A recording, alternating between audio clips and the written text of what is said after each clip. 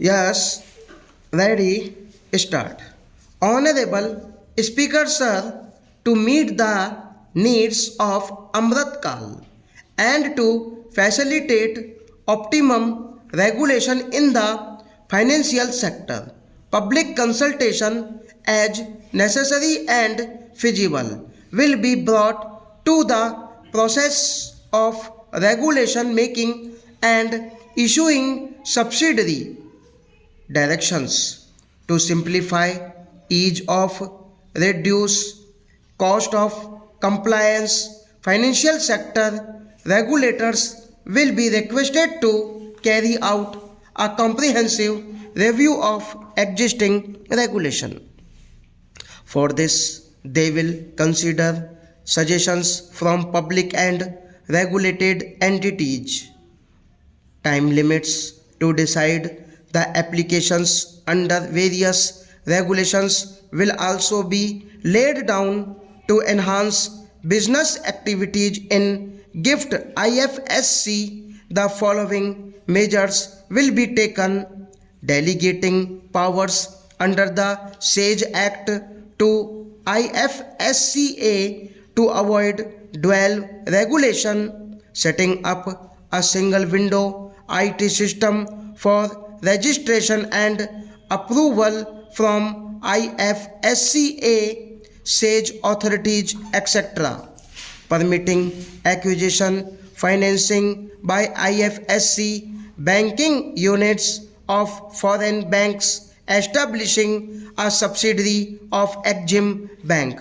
for trade refinancing, amending IFSCA Act for statutory provisions for arbitration, ancillary services, and avoiding dual regulation under SAGE Act, and recognizing offshore derivative instruments as valid contracts to improve bank governance and enhance investors' protection. Certain amendments to the Banking Regulation Act, the Banking Companies Act, and the Reserve Bank of India Act are proposed to build capacity of functionaries and professionals in the securities market. SEBI will be empowered to develop, regulate, maintain, and enforce norms and standards for education in the National Institute of Securities Markets and to recognize award of degrees, diplomas, and certificates.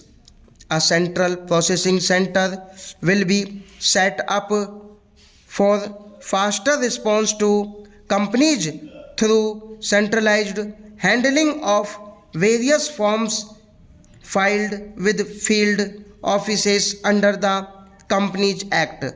For the Investor Education and Protection Fund Authority with each an integrated IT portal will be established. Digital payments continue to find wide acceptance. In 2022, they show increase of 76% of transactions and 91% in value. Fiscal support for this digital public infrastructure will continue in 2023-24 for commemorating Azadi Ka Amrit Mahotsav. A one-time new small savings scheme, Mahila Samman Savings Certificate, will be made available for a 2-year period up to March 2025. This will offer deposit facility up to rupees 2 lakh. The maximum deposit limit for senior citizen savings scheme will be enhanced from rupees 15 lakh to rupees 30 lakh. The maximum deposit limit for monthly income account scheme will be enhanced from rupees 4.5 lakh to rupees 9 lakh for single account and from rupees 9 lakh to rupees 15 lakh for joint account.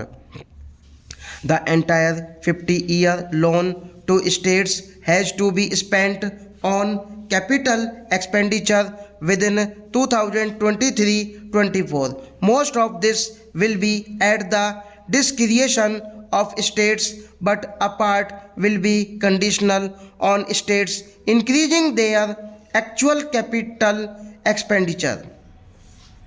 Parts of the outlay will also be linked to or allocated for the following purposes: scrapping old government vehicles, urban planning reforms and actions, financing reforms in urban local bodies to make them credit worthy, for municipal bonds, housing for police personnel above or as part of police stations, constructing unity malls, children and adolescents, libraries and digital infrastructure and state share of capital expenditure of central schemes. State will be allowed a fiscal deficit of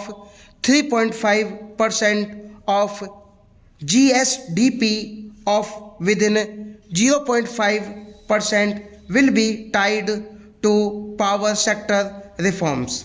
The revised estimate of the total receipts other than borrowings is rupees 24 lakh crore, of which the net tax receipts are rupees 21 lakh crore.